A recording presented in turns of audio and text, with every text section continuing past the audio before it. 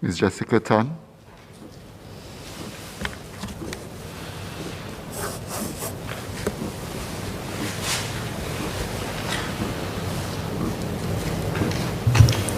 Mr. Chairman, can I take my 4 cards together? Yes, please. Mr. Chairman, the manufacturing sector contributes 21% of Singapore's GDP and employs over 450,000 people. With the growing importance of and the economic shift to Asia, Singapore is well positioned to be a more resilient and advanced manufacturing base in Asia for the world. Many leading global companies have located their operations in Singapore. Singapore's Smart Industry Readiness Index catalyzed the transformation of companies in the manufacturing sector around the 3 pillars of Industry 4.0, around process, technology, and organization. The assessment matrix has helped companies start, scale, and sustain the Industry 4.0 transformation. How is Singapore continuing to promote Industry 4.0 adoption? Against the backdrop of the current COVID-19 pandemic, how will Singapore continue to be an attractive manufacturing base and move up the value chain for these companies? And how will Singapore continue to instill confidence for companies to build on their investments in production, headquarters, R&D, and supply chain manufacturing functions in Singapore, and to make Singapore the Asia node for their operations in the region? What is the future of our manufacturing sector? And how can Singapore ensure that our supply chain remains resilient in the post-COVID-19 world? My next cut.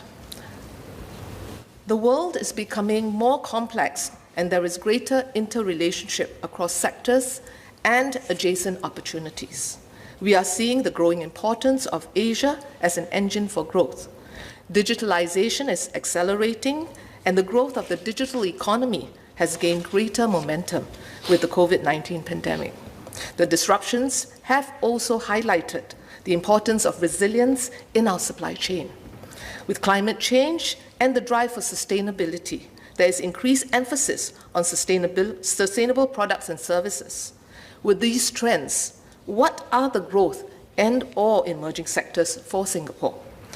How are we developing these sectors, and how can we enable active participation of our local businesses in these sectors? My next cut on internationalization. Mr. Chairman, accessing new markets can be challenging for any company, large or small. With a small domestic market, increasing digitalization and competition, Singapore companies cannot ignore the need to look beyond Singapore to grow.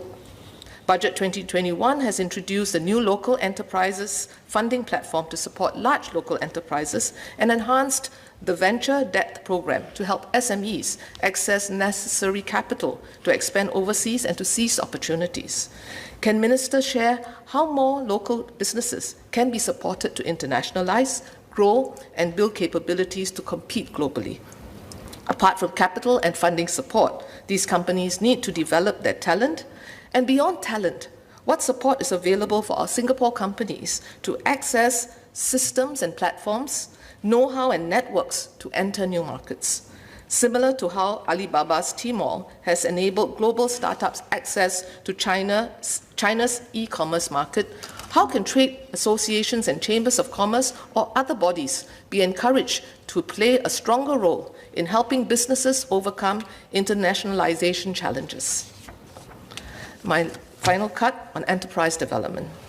Mr. Chairman, with digitalization and the structural changes in industries, can Minister provide an update on the progress of business transformation of companies, especially SMEs, in the adoption of digital solutions to improve productivity in the face of manpower and cash flow challenges?